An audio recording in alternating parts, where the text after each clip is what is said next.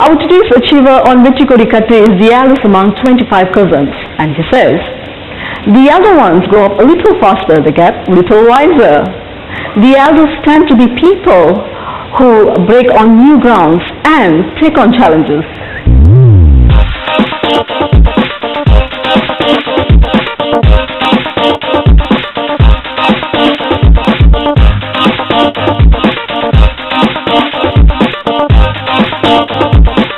True to his words, his formative years and experiences have culminated in a business conglomerate with businesses diversified into telecommunications, e-commerce, multi-level marketing and so on.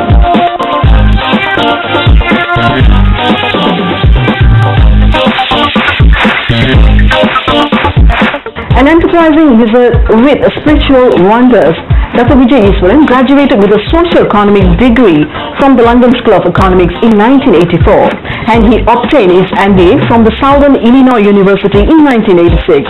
He did several odd jobs, including working on a construction site in Belgium, plucking grapes in France, and driving a cab in London.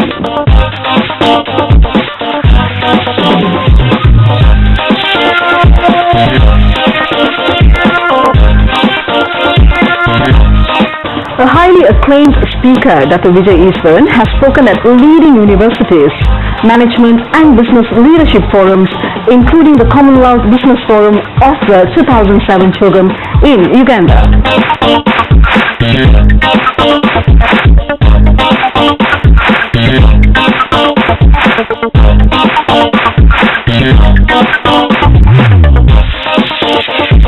In the following interview, Dato Vijay Eswaran, the executive chairman of QI Group, shares his secret to success and his passion for spiritual, art, culture, language, and his collection of swords and daggers.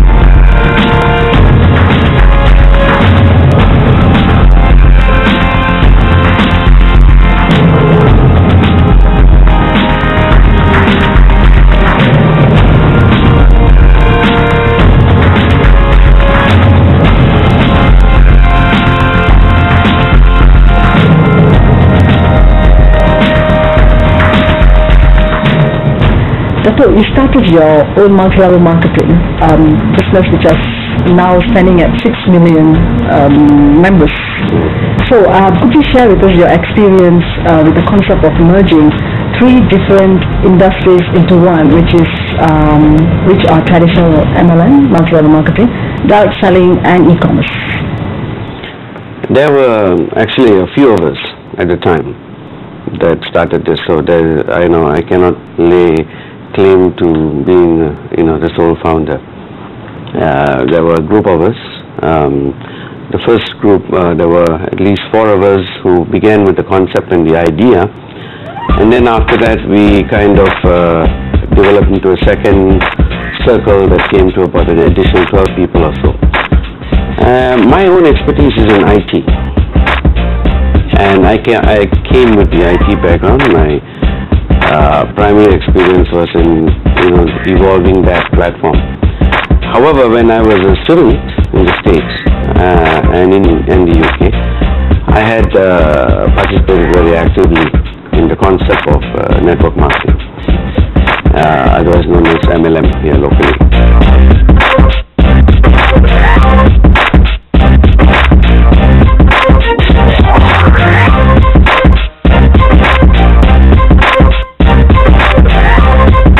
Around 96, I started again being involved in the sense, and Causeway, which is a local company here, was opening up in the Philippines.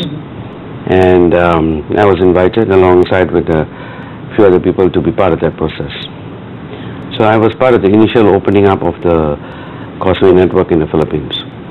And within the first 8 months or so, we had garnered a good maybe 50,000 people in our network already, and that was just my own network. Oh, wow. So, which my wife and I developed. So that was so much more attractive than working 9 to 5. Then I decided that it's about time that this platform, this network marketing industry needs to evolve, needs to move on into the arena of e-commerce. With my own background in IT, I sat down with a few other people. We discussed the options of amalgamating e-commerce. But before we could even really develop anything of this nature, an American company came along with the proper plans, and blueprint in mind. So we basically adapted that and improved upon it. And then we decided to start this ourselves. So I moved from Manila to Hong Kong.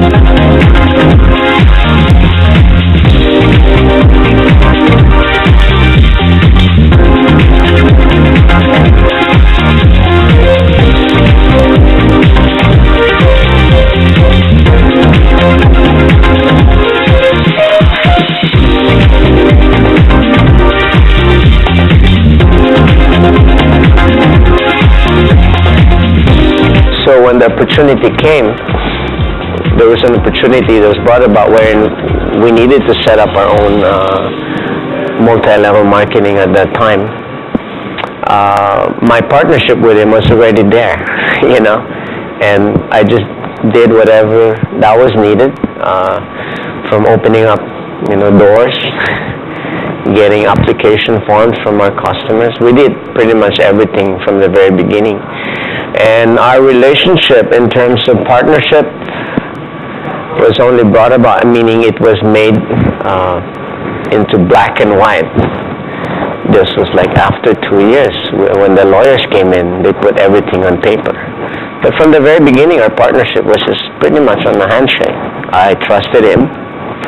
Like, I didn't care what he was going to give me at all, But he's such a very fair person that, he shared with me equally what was deserving for me at that time. Although I didn't realize that I deserved it. I felt I didn't deserve it because I just did what I had to do at that time.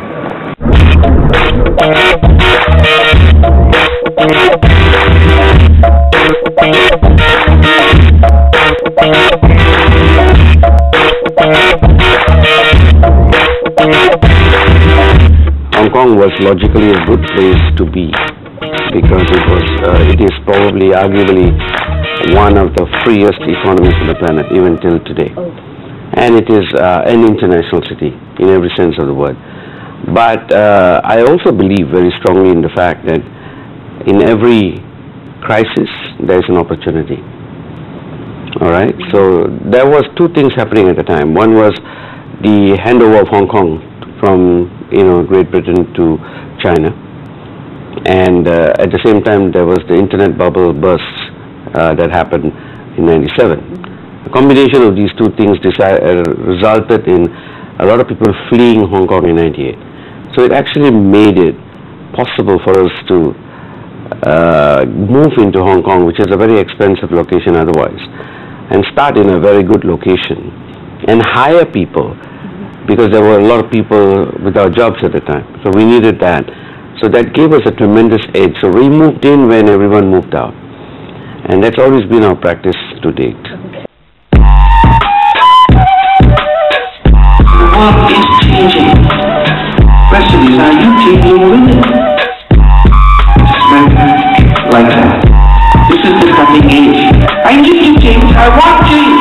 need to be better, I need to be smarter, I need to be faster, I need to live. If only I was too. We don't learn from our mistakes. Sleep is something that only gets in the way. There's one thing that you also need to know. Nobody does anything alone.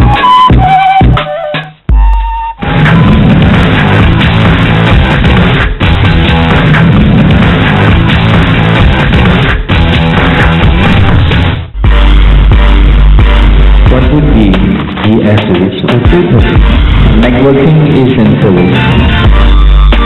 Service is about giving, not taking. It has to come from here. Par excellence in service. You will never fail. Just in an instant, everything has changed. Do you want to remain where you are? You cannot get one without giving the other. What kind of challenges did you face? Because we didn't go out there and get any, help from anyone. We didn't get a loan. There was no friendly godfather to help us out. It was just us, our own funds, and a lot of guts, and a lot of willingness, and a lot of spirit, a lot of daring, determination, and devotion to our idea.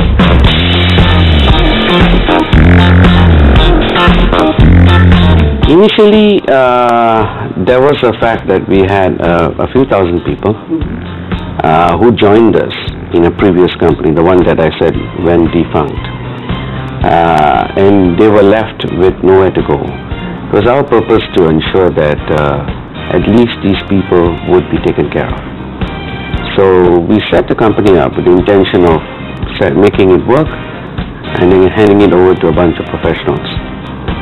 The first part happened, the second part hasn't happened yet. We're still running it after 12 years.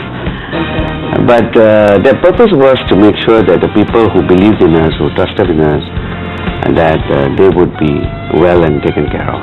So there was no it was an altruistic motive. There wasn't any feeling of going out there and making big bucks or anything of that nature. We just pursued one objective after another. In our core business, in our e-commerce marketing business, the main concept that Dato wanted to share with everyone was creating global entrepreneurs. And what he did was he brought an opportunity to the average person out there, gave someone who had nothing an opportunity to build himself, build his family into a successful global business. And we have successfully created many millionaires around the world. And it was Dato who made it possible, because he believed when we did not believe, and it's sometimes difficult to believe when you don't have anything, but if you have faith and work really hard, anything is possible, and I think we are proof of that as a group and Dato as an individual. And I joined this business 9 to 10 years back, and I started from Sudan. Currently, the QuestNet is almost covering 2/3 of Africa, because QuestNet as a network marketing company, with the uniqueness QuestNet that have, is exactly the suitable type of business that can suit Africa during these times specifically. Hari ini saya telah memiliki satu kebebasan masa dan saya boleh berbelanja lebih daripada yang selalunya. Dan hari ini saya mempunyai kereta idaman saya, rumah idaman saya, dan saya boleh berjumpa dengan family saya setiap masa. Dan jadi saya tidak dikawal lagi oleh keadaan. Jadi tentang pandangan saya tentang Dato Vijay Eswaran pula, ya, dia ni seorang yang amat hebat bagi saya lah. Dan beliau seorang orang Malaysia yang boleh membuka mata dunia, kan? Membuka mata dunia tentang ekonomi. Kan? Beliau ni memang adalah mentor, boleh kata master mentor lah. Saya memang bangga dengan beliau ni.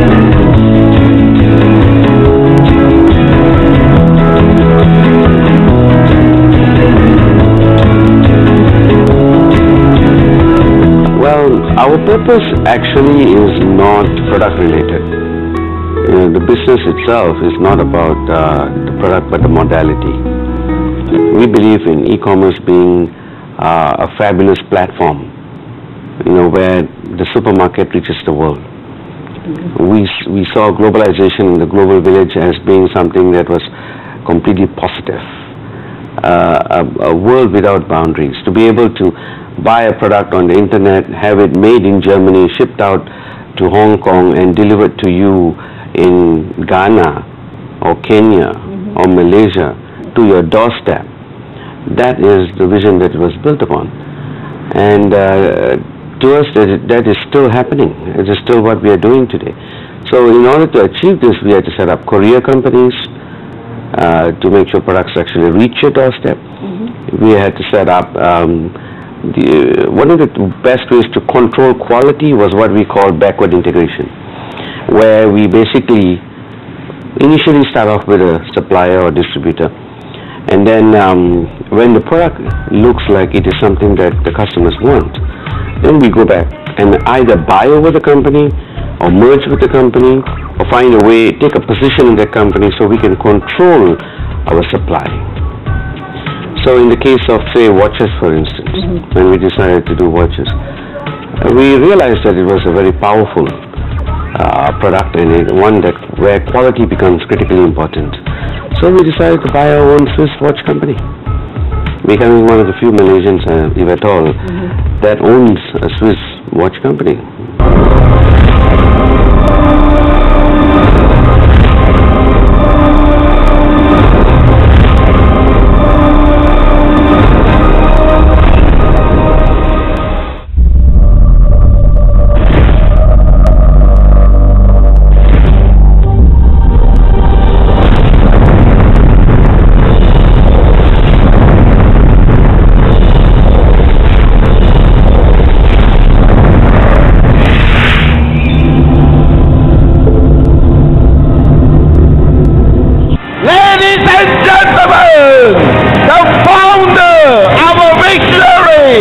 Dato Vijay Eswaran.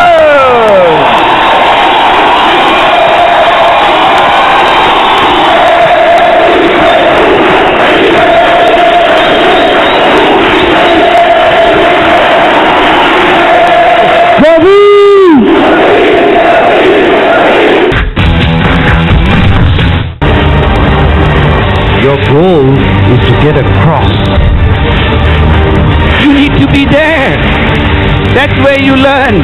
If you're in a burning building and you had to jump, you don't think twice. To allow you to learn the most, if you allow yourself, I'm going to learn, it's going to be fun, and they will add this to another one, and another one, and another one, and they will change. And when they change, they will change the world that we live in. Dato, why have you moved a great part of your backroom operations to Malaysia? That actually came about because of a chance meeting I had with Pala, our former Prime Minister. We were the people who brought Disney on Ice. One of our subsidiaries is an entertainment arm, and that kept bringing a lot of shows to Malaysia, and one of them was Disney on Ice, which we have been doing now for about 5 or 6 years. So Pala used to be one of the regular attendees of this particular show because of all his grandchildren loved it. So on a number of occasions I was fortunate enough to meet with him, and a few years ago he basically said, inquired more about the group, what we're doing in Hong Kong, all over the world, and he says, why don't you come back? So I said, no, we haven't started yet. At that moment, there were a few ministers around with him in attendance. So he turned around and he spoke to the Minister of Domestic Trade. He says, let us bring, we need to bring back Malaysians who are doing well abroad. And so he was very convincing. And so I went back, and this time we actually did a study, and it was technically feasible for us to move. And so we applied for the Global Operations Headquarters license with NIDA, and we got that. It gives us a few tax breaks and a few benefits. So based on that, I moved a lot of our operations, consolidated them moved them out of Hong Kong, out of Bangkok, out of Manila, Singapore, and we consolidated them, brought them back here. And to facilitate this process, we bought a building in Petaling Jaya. So we have this 17-story building in PJ that we are now bringing all our various functions and departments together.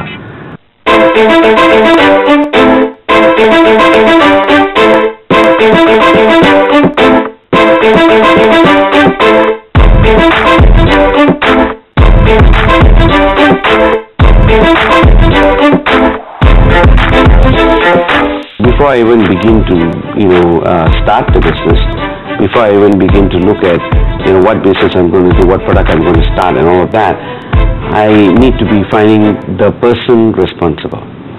People are critical to this process. People make this process possible. So when I find the right person, then I take my chances on him or her. It's not about the company. Very rarely about the product. It's more about the person. We always believed in quality above quantity, and that has always taught us to be very particular about how we develop the business. I joined the company in the year 2000. Dato Vijay opened this Malaysian office as his second office worldwide. Today, after 10 years, we have over 20 offices globally. We have various subsidiary companies which are public listed. Our database of customers number 6 million people worldwide in about 180 over countries. We've had our ups and downs, and very much the leadership of Dato Vijay was what really saw us through, because as much as I've worked for him for the last 10 years, he's never made me feel like an employee. So he's always been a driving force, motivational figure, and he really led by example, because and that's hard to come by. Another reason why I'm grateful for my relationship with Dato Vijay is the fact that he is a man who truly believes in the gift, in the talent, in the good in people, and that he has espoused in his mission, life mission, which is rhythm, raise yourself to help mankind.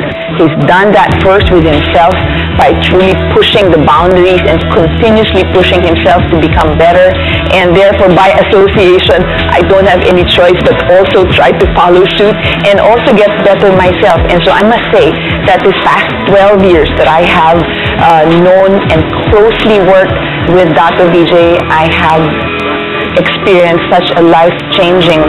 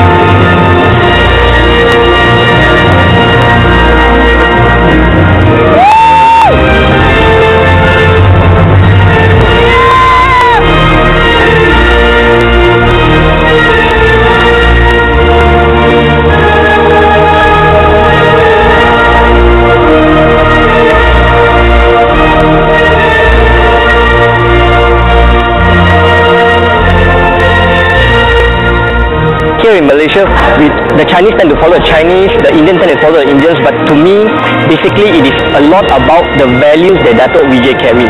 Now, Dato Vijay is a person of the world, and he carries a value of giving back, of reaching out to people. And that value itself really helps me to take him as a mentor, to take him as a person of a world. So he crosses borders, he has touched millions of lives around the world, and people follow him not because of race, but he surpasses all the creed, color, and religion and nation. Like the AFC Champions League, QNet also provides a platform that allows our partners to achieve big. Now you too can dream, perform, achieve. QNet, official direct selling supporter of the AFC Champions League. When we sponsored 2 IBF World Badminton Championships, one in Birmingham and one in Madrid, we did so because as a Malaysian, I am proud to be able to contribute towards the sport where Malaysia has excelled in for many years.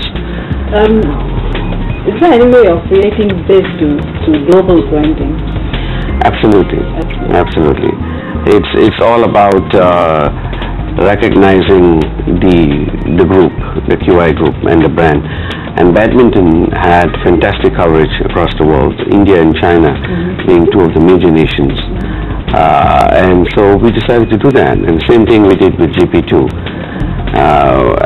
Primarily it's about establishing ourselves on a global platform so that people recognize the group wherever they see it. This is the second time that we have done this. Well, our association with badminton goes way back to when we launched in Indonesia. I am a personal fan of Rudy Hartono and Dato Pansha, 2 of my great icons when I was growing up. As Dato Azalina mentioned earlier, a lot of entire generation grew up on these people. Every time Panch Kunal, Dato Panch met Rudy Hartono, it was a legendary event. And so it was in great awe that I was standing between the 2 of them in Jakarta one day. And that resulted eventually in the QI group sponsoring the first event. But today, we are talking about the first time the QI group as a Malaysian company is making it a Malaysian world-class IBF tournament. And that is the essential difference. How are the activities of QI, of the Rhythm Foundation, has impacted the communities? In Malaysia, Rhythm Foundation is basically represented by the Vijayaratnam Foundation, which is named after my father. And basically Vijayaratnam Foundation has sent out right now over a few hundred students to study primarily medicine, but also engineering and law and so on, throughout the world. We send them, to places like to the Soviet Union, to Russia today. We have sent them across to Indonesia, to India. In fact, some students have even won a scholarship to go and study in the UK. And the foundation has sent out a few hundred students on student loans and scholarships. Now, over and above of that, we have worked with many of the local organizations here, youth organizations, social organizations, and it is part of, us giving back to the community, giving back to, the land.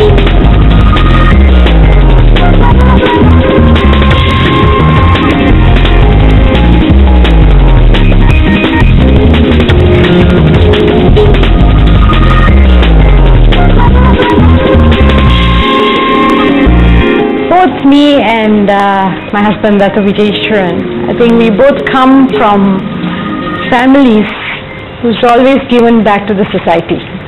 So I think we grew up always seeing people walking in and out of house and for some help or the other from our parents. So I think that was the foundation for both of us.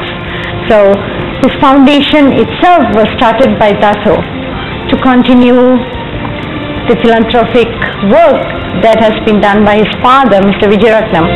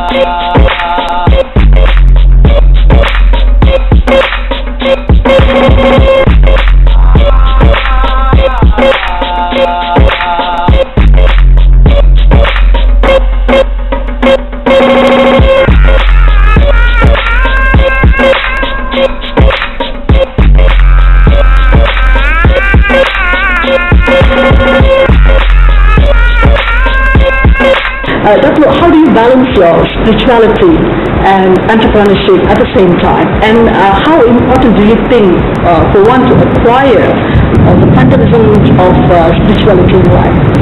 I find that spirituality and entrepreneurship are not contrarian to each other. As a matter of fact, I find that the same daring, dedication, devotion, determination that you bring into spirituality, you're going to require in entrepreneurship, and vice versa. As a matter of fact, to be truly successful as an entrepreneur, you need patience, perseverance, persistence, and these three qualities are equally important in spirituality. So the transition from being an entrepreneur to being spiritual is really not that too difficult. There's nothing incongruous about it. As a matter of fact, I have found that most people who are truly successful materially tend to be spiritual at some level or another. And for me, work is worship. Our life, our style, our way of living has always had a religious base. You know, right from small, we have had a religious base in our home. In our house, you enter our home, you will see photographs of great men, photographs of our deities, a prayer room. There is a nice feeling. All these were always there in the house to remind you directly or indirectly. So I wanted this inculcated so that no person having stepped into my home should go in the wrong way. We must realize that there is goodness in every home, and goodness can be brought to every home. It is a duty of everyone to maintain that atmosphere. Then we will progress.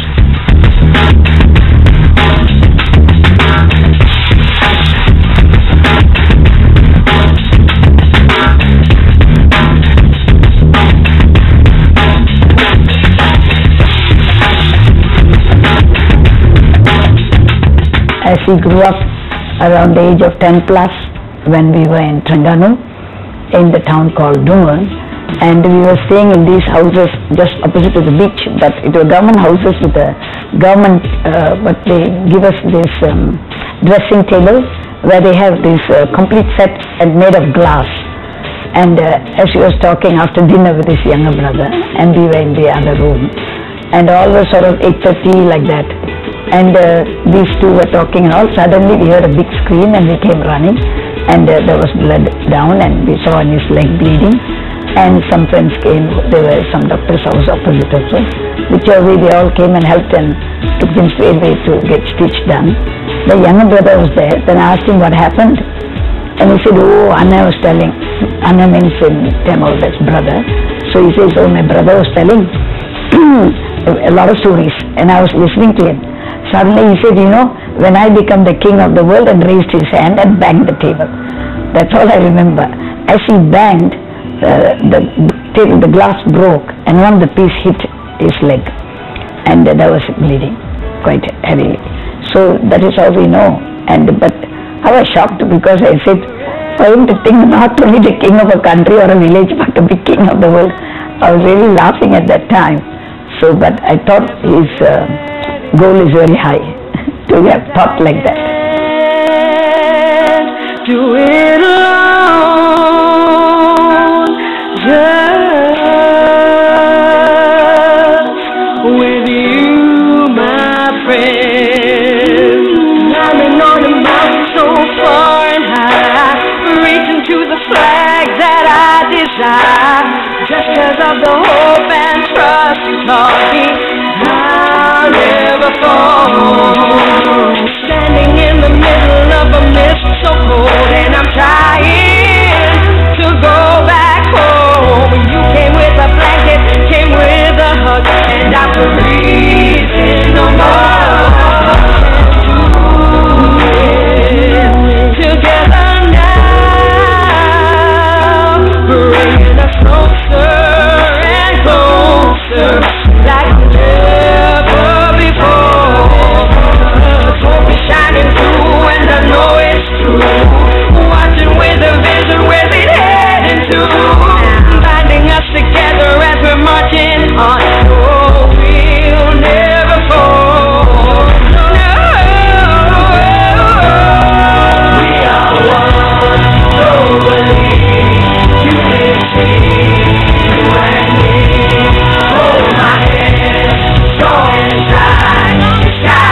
he would always be the person that came up with the best ideas, the best plans. He would always be the one that taught us what to do and how to do it, even then when we were 7, 8 years old, 9 years old. So every school holiday we would look forward in going to see Dato Vijay. But to what he has become today is phenomenal. I cannot even imagine the pinnacle that he has reached in his lifetime, and all of us are given the opportunity to share that with him. Mahatma Gandhi, I don't look at him precisely as spiritual, although he is intensely spiritual, but to me he is a mentor who has been a mentor to my father and grandfather. So you might say Parampara Guru.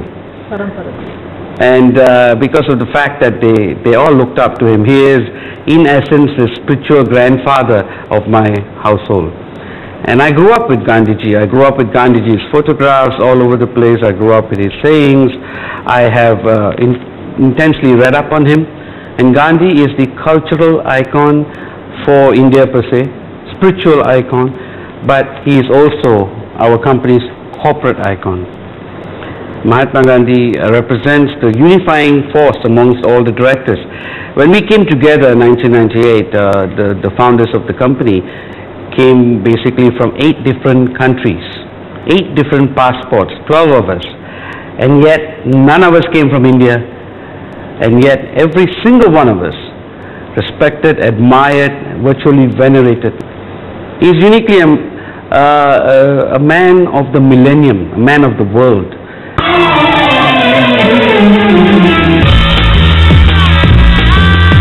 So there is a saying that behind every successful man, there is a woman. Yes. So could you please tell us about your other half, Vetri Kodi Kattu? She is more than my other half. She is, in fact, she completes me. She makes me whole. She is the, inspiration that drives me.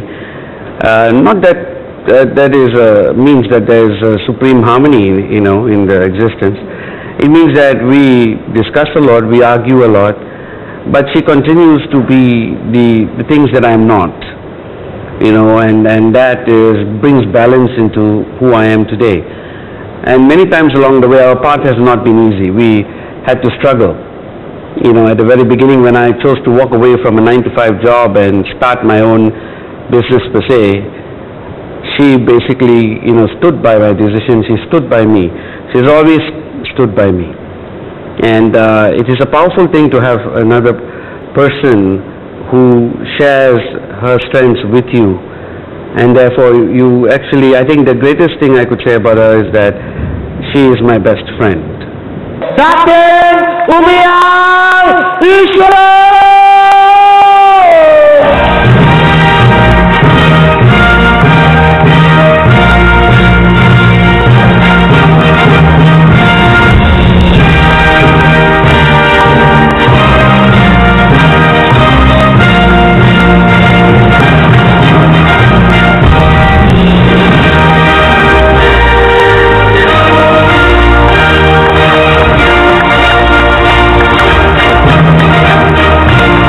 We're going to talk about passion. If she has a passion for beauty and she has a passion for excellence, she also has a passion to do service. And that's exceptional, that I have learned from over the years as well. And she does it without expectation. I was happy with simple things, and his ambitions were big. And I always thought, because we were simple people, we started from the ground, working for someone. You are happy just being able to go to the stalls, go kopitiam. Those are simple things that I was happy with, and he was too. But I was always thought that I mean, his ambitions were so big. I mean, how are we going to get? But he was always so focused. He knew what he wanted. And you know, you always, as a woman, you're always like, you're being very practical. And you're thinking, okay, what's that? And I never knew, I knew that he can get there because that much of determination that he always had. And with all the ups and downs that we have gone through and all the sacrifices he's made, I think end of the day for both of us, it's not about just success and money. It's also about who you are and the satisfaction that gives us by changing the lives of hundreds and thousands of people out there. And he's actually a very simple man. For all that he is when he's as a corporate person, he just comes home and he still wants his favorite food on the table, and he wants all of us with him, and we are still talking simple things and enjoying those simple things in life. And he is my best friend. Is something wrong with him or with me? Who's crazy? So if you don't have enough trouble, then you are in trouble. The difference between a good salesman and a great salesman is the number of times he has been rejected. If you get challenges along the way that challenge you, then recognize it as a gift. Room work is not about the floor, it is about yourself. If that is being crazy, then that's what you should do. Dear viewers, hope the very versatile Dato Vijay Eswaran's journey to success has truly inspired you. A journey inspired by a disciplined and spiritual lifestyle with strong Gandhian principles. See you with another episode of Success Story.